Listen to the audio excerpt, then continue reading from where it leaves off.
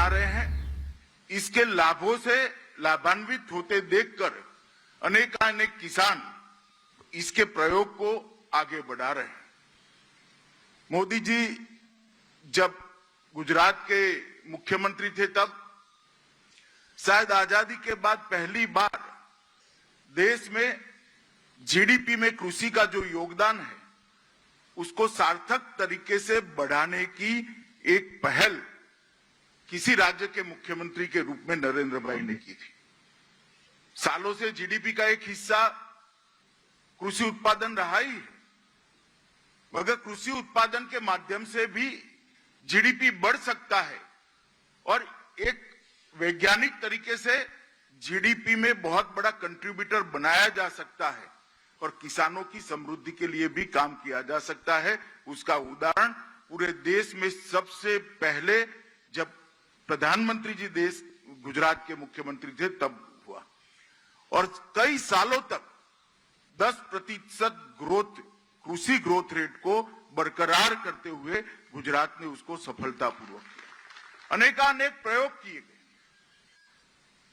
कृषि महोत्सव के माध्यम से एक्सटेंशन की सारी गतिविधियों को किसान तक पहुंचाया। किसान को तहसील की ऑफिस या जिले की ऑफिस में जाने की बजाय तहसील की ऑफिस और जिले की ऑफिस गांव में पहुंचे, सारे लाभ उसके गांव में बैठकर मिले। इस प्रकार के प्रयोग किए। माइक्रो इरिगेशन को बढ़ावा दिया। गुजरात जैसे प्रदेश में इरिगेटेड लैंड को कई गुना माइक्रो इरिगेशन के माध्यम से बढ़ाने का काम किया। पानी जितना था इतना ही था, परंतु उसका उचित उपयोग कर वैज्ञानिक रूप से उपयोग कर अनेक गुना सिंचाई को बढ़ाया और 10% का कृषि का ग्रोथ रेट 10 साल से ज्यादा समय तक बनाए रखने का एक कह सकते हैं रिकॉर्ड नरेंद्र भाई के नेतृत्व में हुआ है। आज उन्होंने 2019 से देश भर के किसानों को एक अपील की है कि प्राकृतिक खेती को किसान अपनाएं। हम जो रासायनिक खाद का उपयोग करते हैं इससे भूमि की उत्पादकता तो कम होती है, जल संग्रहण की शक्ति भी कम होती है और साथ के साथ जो हमारे खाने पीने की चीजें कृषि उत्पाद के रूप में उत्पादित होती है वो मानव शरीर के लिए भी हानिकारक है।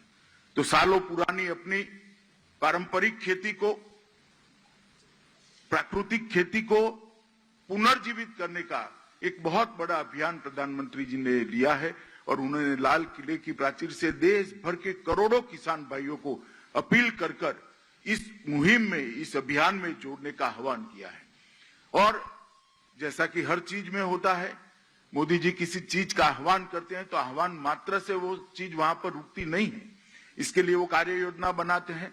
कार्य योजना को बारीकी से, सूक्ष्मता से वो खुद डिजाइन करते हैं, इसका मॉनिटरिंग करते हैं और इसका इम्प्लीमेंटेशन नीचे तक, खेत तक हो, इसकी चिंता भी करते हैं।